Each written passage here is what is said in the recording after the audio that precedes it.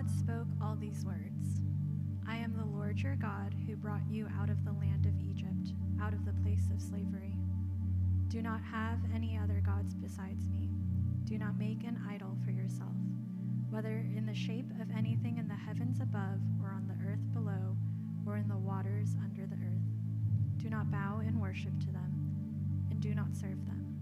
For I, the Lord your God, am a jealous God, bringing the consequences of the father's iniquity on the children to the third and fourth generations of those who hate me, but showing faithful love to 1,000 generations of those who love me and keep my commands. Do not misuse the name of the Lord your God, because the Lord will not leave anyone unpunished who misuses his name. Remember the Sabbath day to keep it holy. You are to labor 6 days and do all your work. But the seventh day is a Sabbath to the Lord your God. You must not do any work, you, your son or daughter, your male or female servant, your livestock, or the resident alien who is within your city gates. For the Lord made the heavens and the earth, the sea and everything in them in 6 days. Then he rested on the seventh day. Therefore the Lord blessed the Sabbath day and declared it holy. Honor your father and your mother, so that you may have a long life in the land that the Lord your God is giving you. Do not murder. Do not commit adultery. Do not steal. Do not give false testimony against your neighbor. Do not covet your neighbor's house. Do not covet your neighbor's wife, his male or female servant, his ox or donkey, or anything that belongs to your neighbor. All the people witnessed the thunder and lightning, the sound of the ram's horn, and the mountains surrounded by smoke. When the people saw it, they trembled and stood at a distance. You speak to us, and we will listen, they said to Moses, but don't let God speak to us, or we will die. Moses responded to the people, Don't be afraid, for God has come to test you, so that you will fear him and will not sin. This is the word of the Lord. Kids, you can head back to its ministry.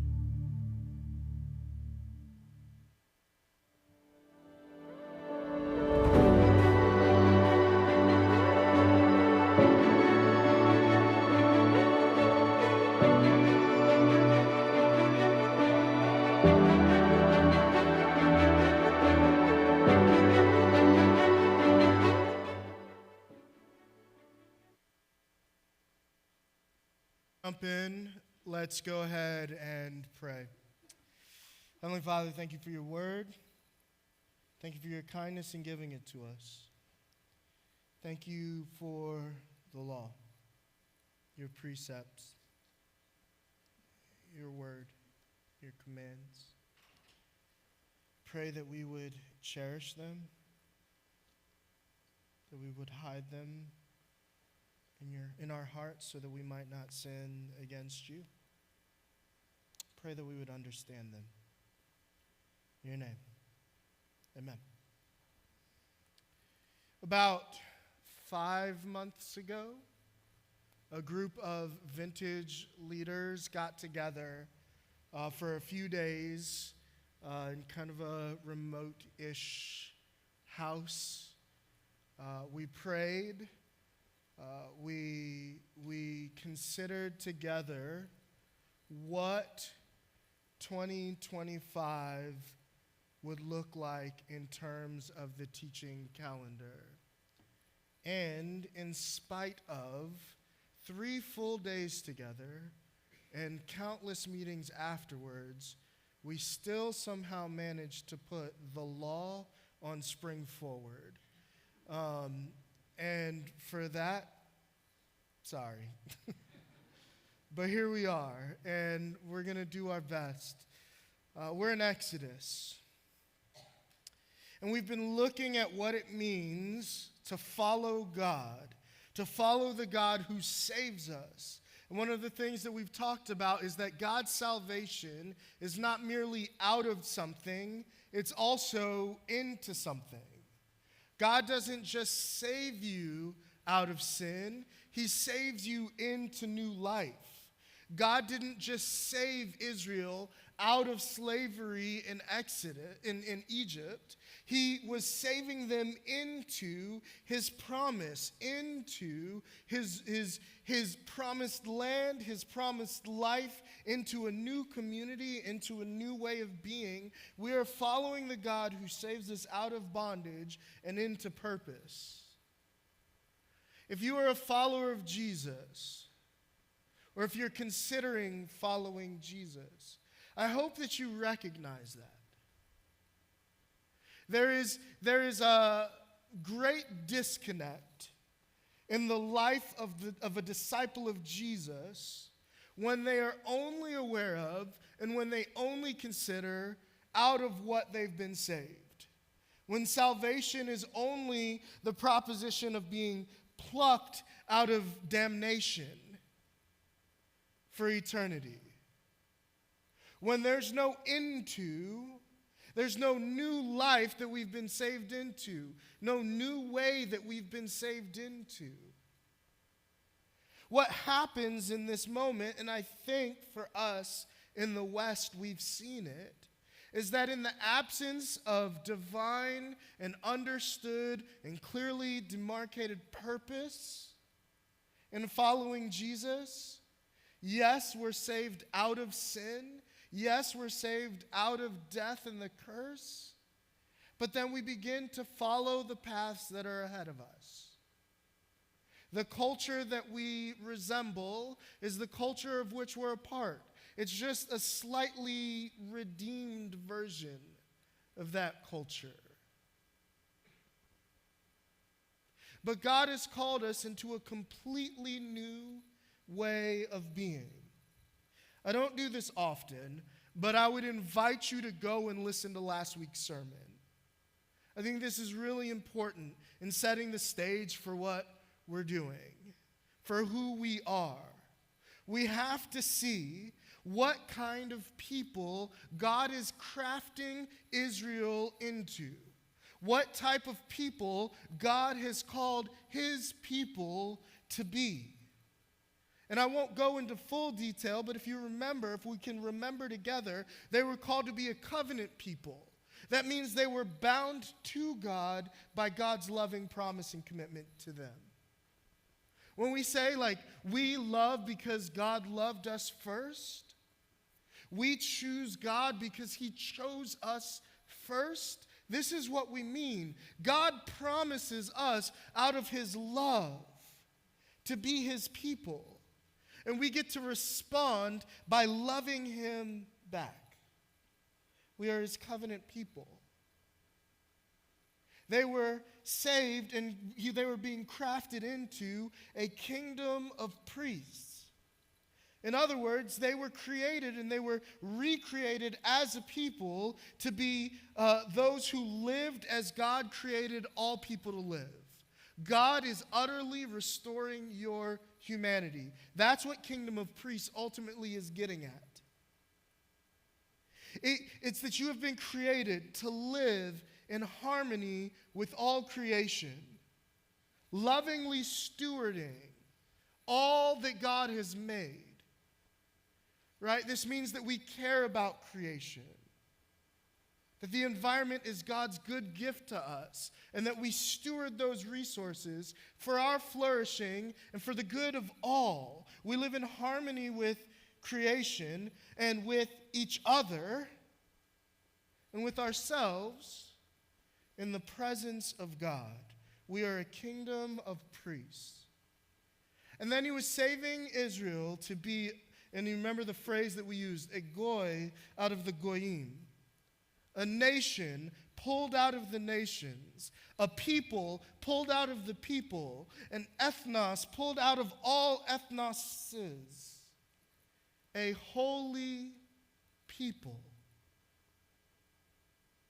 set apart for God's glory and for God's purposes, and not just for their good, but for the good of all of the peoples of the earth.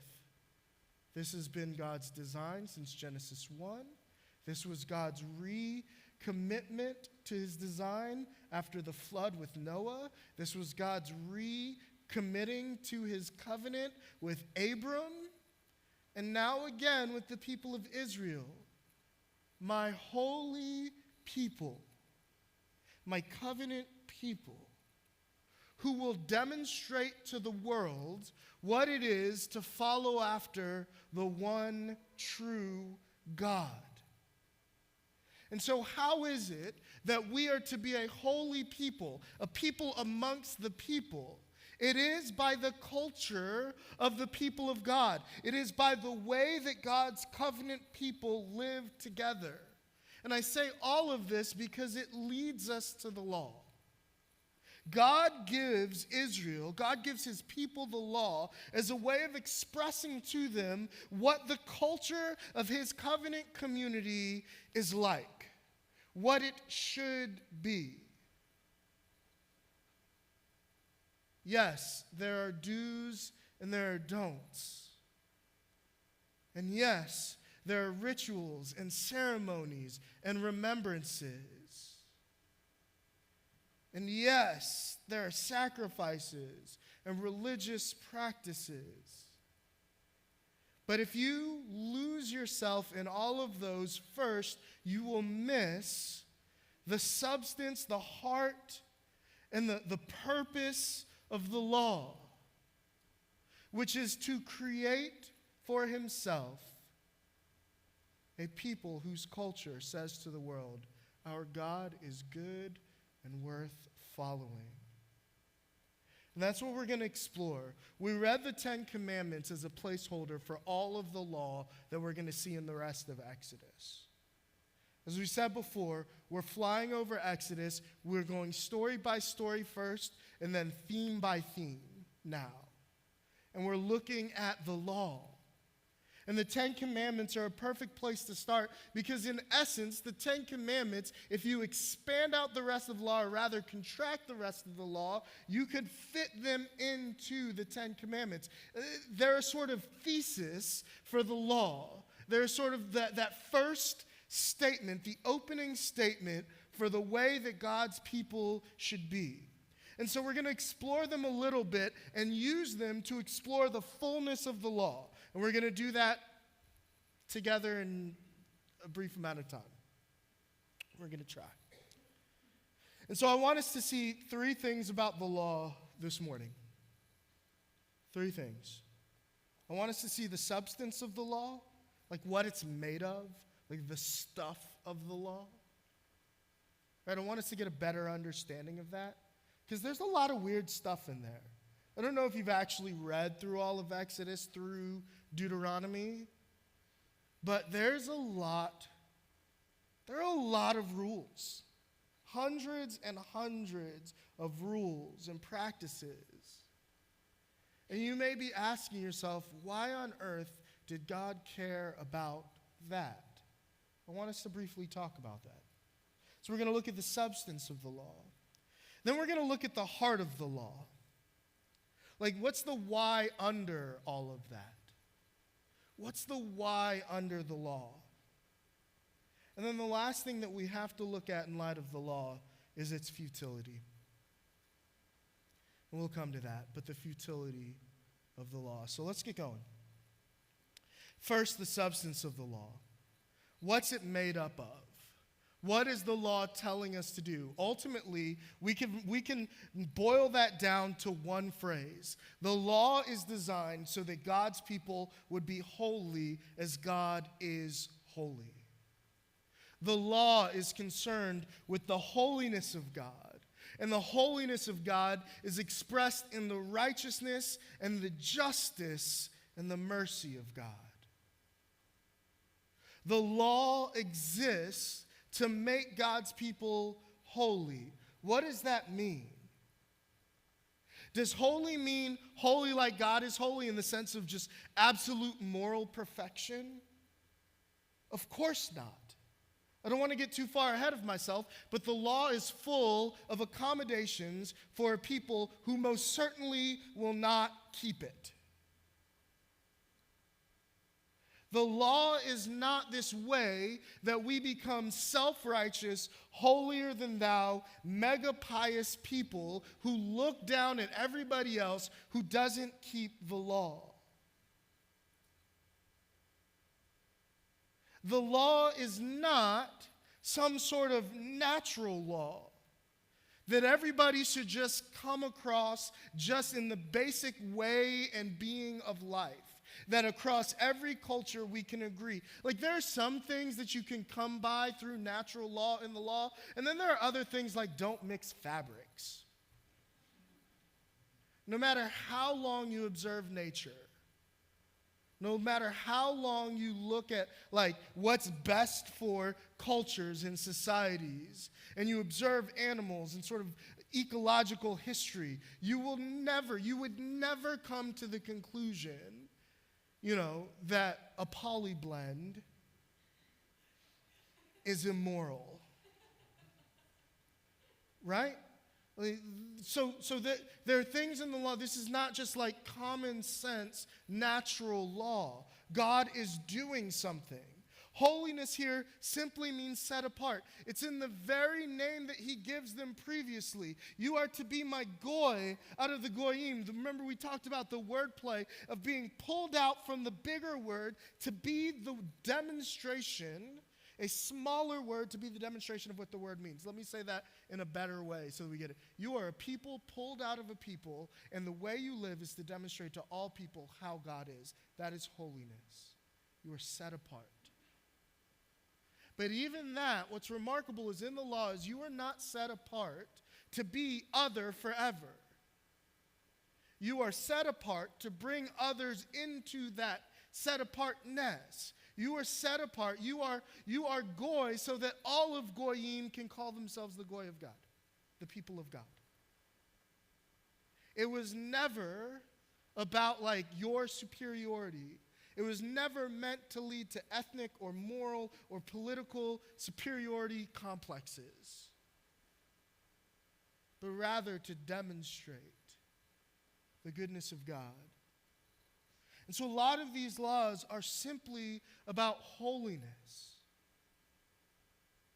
They're about the fact that our God is different from the other gods of the ancient Near East. And therefore the way that we live is different from any other way. Consider this, that so much of the law is given in juxtaposition to what they experienced in Egypt. I am the God who brought you out of Egypt. I am the God who destroyed and defeated Egypt to set you free. This is what I am like, and therefore this is what you will be like. The holiness of God leading to the holiness of his people. Listen to verse 2. I am the Lord your God who brought you out of the land of Egypt, out of the place of slavery. And then he says, do not have other gods before me. Do not make idols for yourself, whether in the shape of anything in the heavens above, or on the earth below, or in the waters under the earth. Nothing in all of creation. Don't bow to them. Don't serve them. For I, the Lord your God, am a jealous God. Verse 7, do not misuse the name of the Lord your God, because the Lord will not leave anyone unpunished who misuses his name. This is about holiness. Holiness, in a sense, in how we relate to God. There are all of these laws and rules that distinguish, including the blending of fabrics, including the type of foods that you do and don't eat, including the festivals that you keep. They were there to distinguish, to set apart this Israelite community from the rest of the world, from the rest of their neighbors, because their God is set apart and above all other gods. The substance of the law includes holiness, righteousness. Consider these things.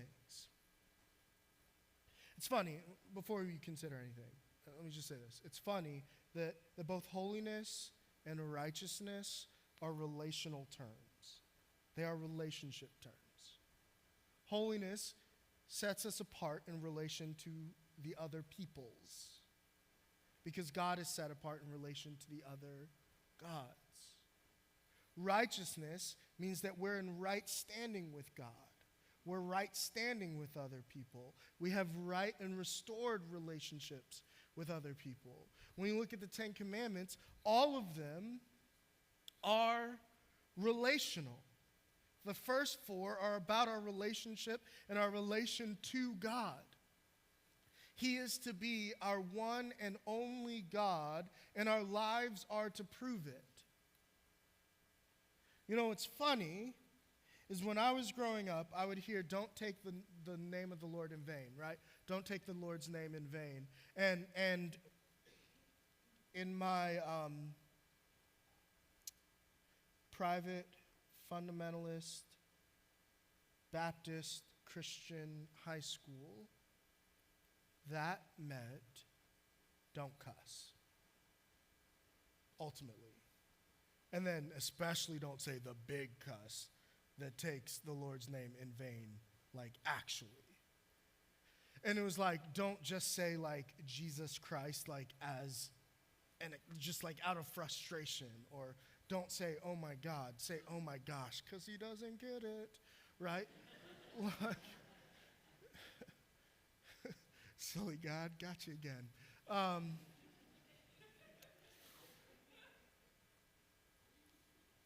Spring forward, not a lot of sleep. Here we are.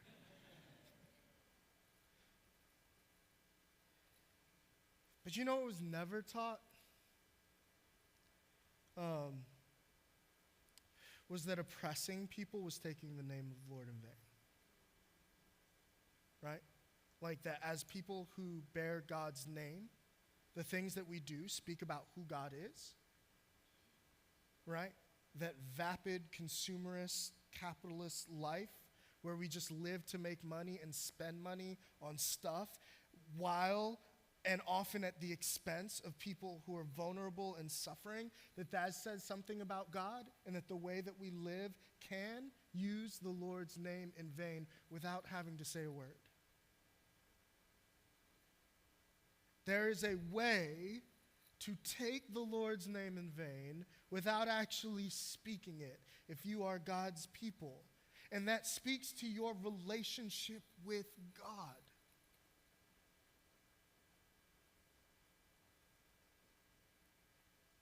But these first four are about that relationship, that righteousness, that right standing before God, and actually all of them are.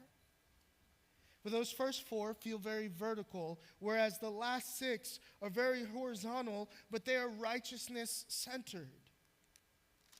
Right? Honor your mother and your father. Do not murder. Do not commit adultery. Do not steal. Do not give false testimony against your neighbor. Do not covet your neighbor's house. Do not covet your neighbor's wife, his male or female servant, his ox or donkey, or anything that belongs to your neighbor. There is very much a sense of the righteousness of God and the righteousness of God's people embedded in the Ten Commandments and throughout the law. And we have to remember that God is holy and just and good and true. That God is above us and that He is our God and we are His people. And as such, God gets to tell us what is right and what is wrong. And as we experience right and wrong, this is not just so that we can be under the fist of a tyrannical God, but because God knows that there are things that necessarily break relationship. There are things that create disharmony even within yourself. Think about ways that you have lived or things that you have done that you know are just so against who you are, that they actually have like this corrupting, corroding result. sin does that to us. Right? It creates this disintegration. Right? People who aren't who they say they ought to be. Listen, like the ultimately we would use hypocrisy and we would say, hypocrisy hurts your witness. And maybe that's true. Right? Like I don't know, but maybe the reason some people don't want to be Christians is because they see the hypocrisy of Christianity. That seems reasonable and true.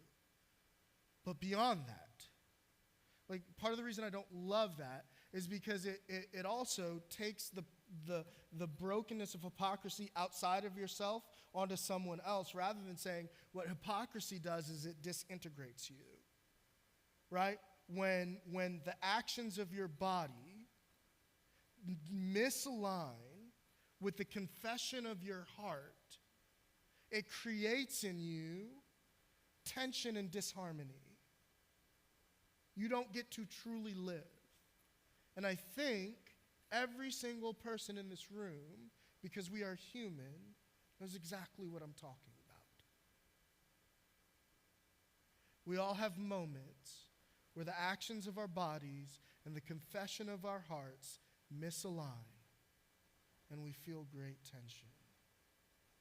And God has given us the law so that our actions and our confessions line up.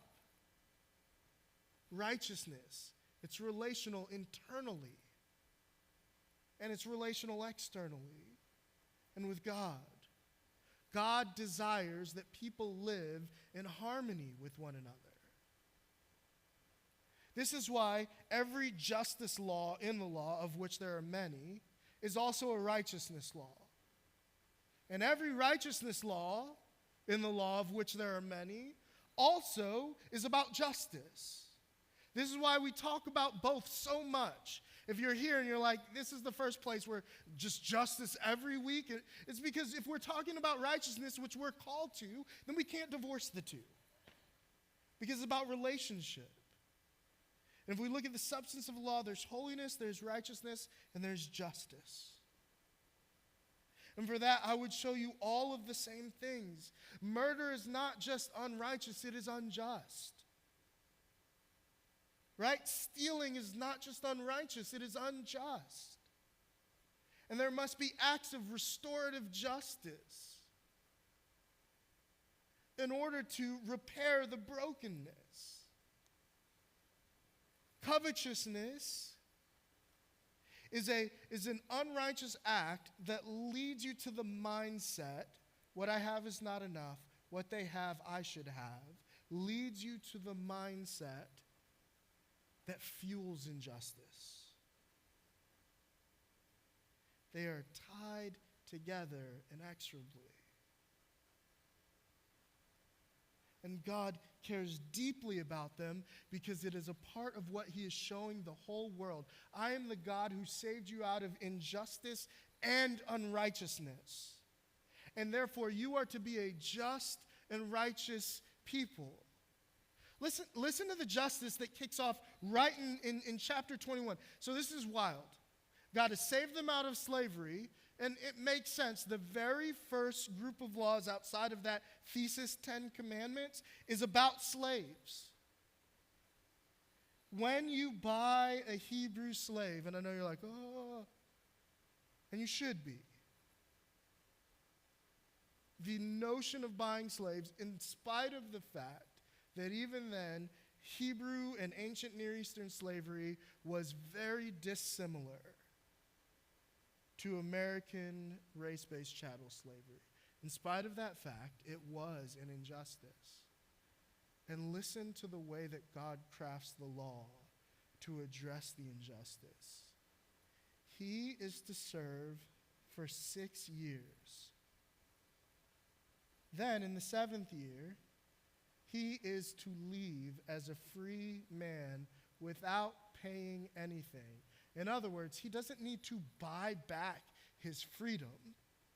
Doesn't matter what debt it was, which is usually how slavery in that culture happened, was you owed a debt and you could pay it off by working. It was not to be in perpetuity. You were not supposed to be able to get so far in debt that you were a slave for the rest of your life. 7 years, done. And he doesn't have to pay a single cent more. Justice. If he arrives alone, he is to leave alone. If he arrives with a wife, his wife is to leave with him. If his master gives him a wife and she bears him sons or daughters, the wife and her children belong to the master, and the man must live alone. All right? We're going to have to take like 30 seconds to talk about this too. Because they did not live in a culture where the nuclear family was one man plus one woman plus the family that go with them. And so often, what would happen is that there would be laws in place where if a man and a woman couldn't bear a child, they would have other servants or other people bear children for them. Laws that are very strange to us today, like this. If a man is married to a woman and that woman doesn't bear him a son and the man dies, his oldest remaining brother is to marry that woman. And when they bear a son, that son will belong to the first brother. That's weird to us, right? We can all agree that that is weird.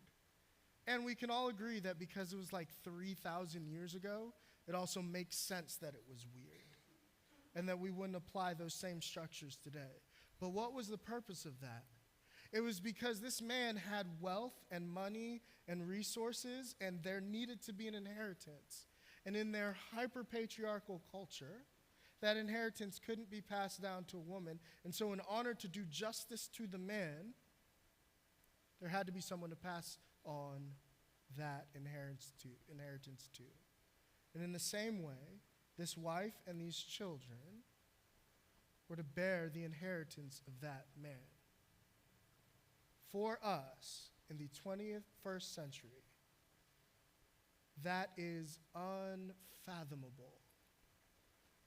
And to every culture in the ancient Near East, that was unbelievably merciful to the woman and the children.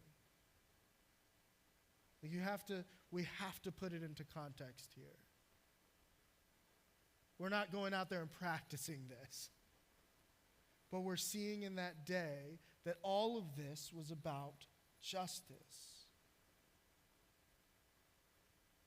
But if the slave declares, I love my master, my wife, and my children, who I do not want to leave, his master is to bring him to the judges, and they will bring him to the door or doorpost. And his master will pierce his ear, and he will serve him for life. That's choice. Right? And then it's going to go on to talk about daughters and women in bondage and how they're to be freed and how they're to be treated. It's going to go on to talk about when there are foreigners in the land, when there's theft, when you have crops and what is yours and what do you leave for other people? How do you take care of one another? These laws are confusing and they're ancient and they are about justice and righteousness, and how we relate to one another. This is the substance of the law. But what's the heart of the law? I really want to spend like the bulk of the last of our time here, because I think this matters, right? You'll read the law and you'll become very frustrated very quickly. Brief aside, we have a podcast about the law that's out now. You can listen to it. We go into more details about this. Also, the Bible Project has really good podcasts about the law, and I would encourage you to listen to them so that you can hear more of the things that we can only start to get into right now. But I want you to hear the heart of the law, because at a base level, if you don't hear anything else, I need you to hear how Jesus teaches us to see and read and understand the law. Right? In Matthew 22, Jesus is approached and he's asked, what is the greatest commandment in the law? And this is what he says: love the Lord your God with all your heart, and with all your soul, and with all your mind. This is the first and great commandment. And the second is like it. Love your neighbor as yourself. All the law and prophets hang on this. The substance of the law is God's holiness, but the heart of the law is love. We are to love. God's law is based on love. This is very unusual for us. Western laws are based on rights. Western laws are based on rights. They exist to protect rights, particularly the right to life, liberty, and property. Now, I know you guys are hearing that. You're saying, well, you got it wrong.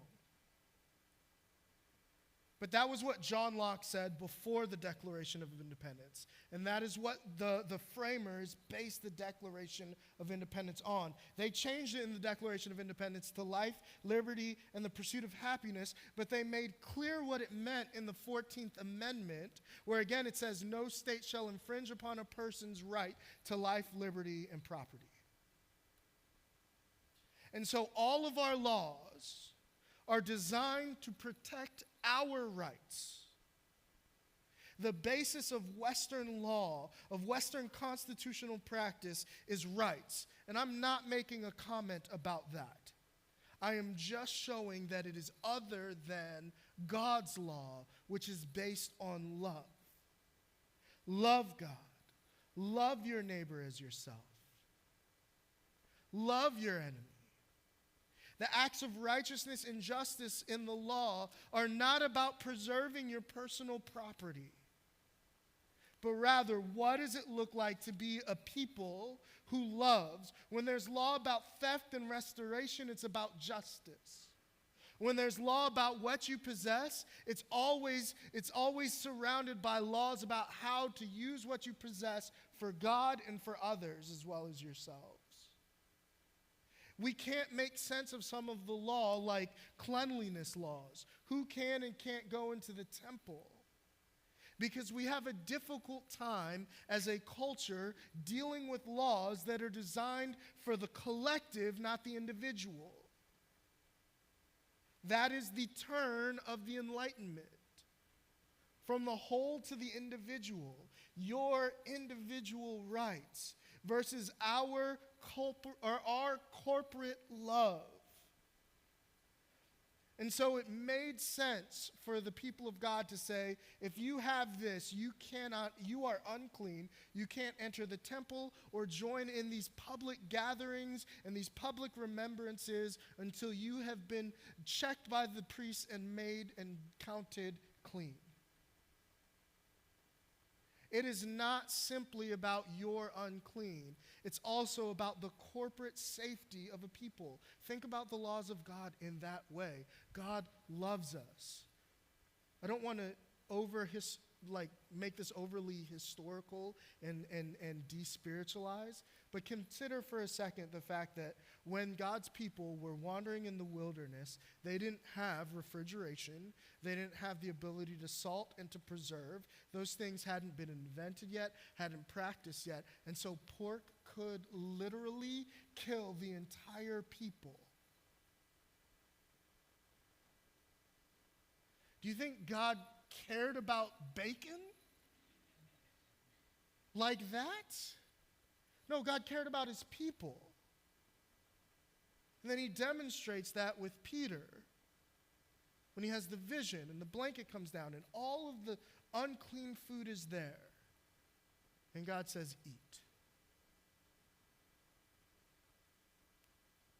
God was protecting his people, and they had to love each other enough to lay down their perceived rights for the good of everyone. The law centered on love. And yet, We saw the substance of the law and the heart of the law. But built into the law was its own awareness of its futility. This is the last thing. The futility of the law is seen in the mercy of God. The futility of law is seen in all of the sacrificial practices that are embedded within it. When you break the law, do this. When it's time for that annual sacrifice where you didn't even realize the ways in which you broke law because even though it wasn't listed in one of those things, it wasn't rooted in love. It was rooted in selfishness. Or when you did things and you didn't even realize it that broke or hurt community, that were unrighteous or unjust, we've got to sacrifice for that too. The law was never meant to be the final thing because they were never able to keep it. But it was this covenant cultural contract, which means God has to do and had to do something about it. So when we see the law like that, we can begin to understand what Paul says when the law was given to bind us up until Christ. Because this is what Christ does.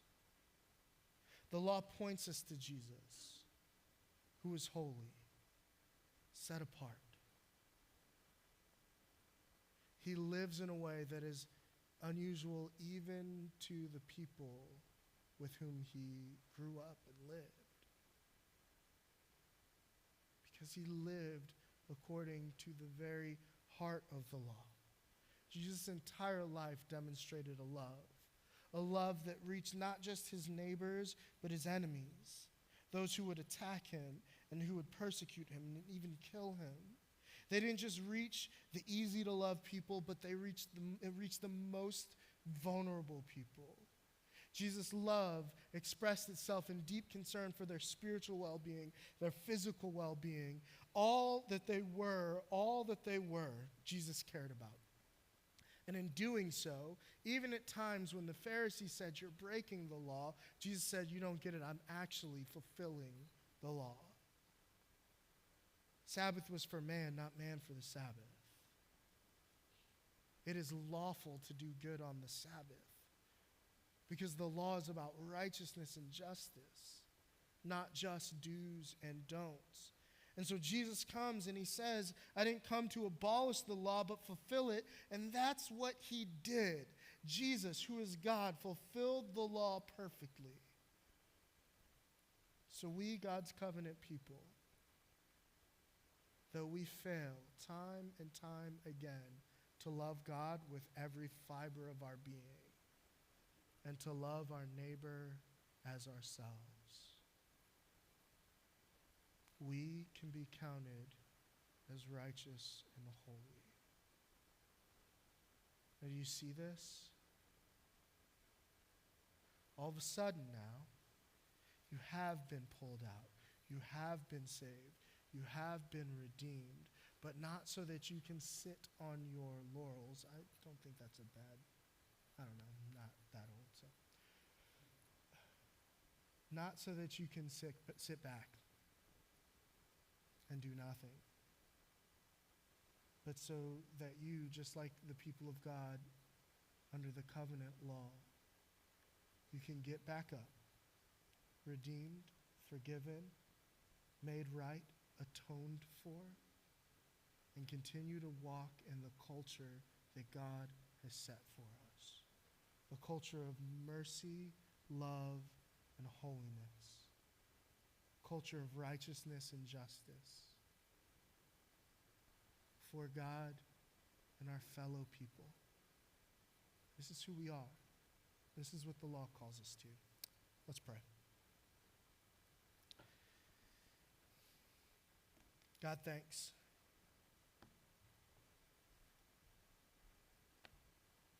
Thanks for the law. It's confusing at times. Don't always love it. But I know that it comes from you and you're good. And so, God, would you help us to be a people who delight in it, who meditate on it day and night, who see you in it, and who, like Jesus, fulfill the spirit of it in our day-to-day. In your name, amen. Before we get into the response real quick, I just want to, again, make one quick appeal to the podcast. Jared, Brian, and I talk about the law for a little bit. We go deeper there.